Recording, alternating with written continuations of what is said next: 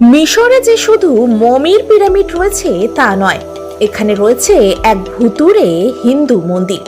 হ্যাঁ, এখানে একটি হিন্দু মন্দির প্রাসাদও আছে।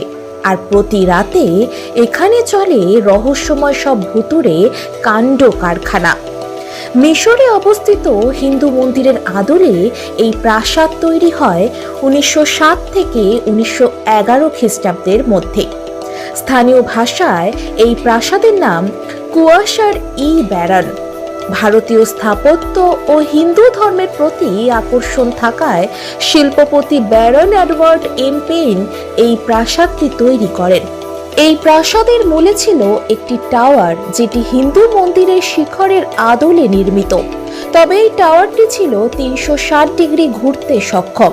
একদা প্রাসাদের এই ঘূর্ণায়মান টাওয়ারের বারান্দা থেকে নিচে পড়ে গিয়ে মৃত্যু হয় ব্যারনের বোনের। আর এর বেশ কিছু সময় পরে শোকাহত হয়ে ব্যারনও মারা যান।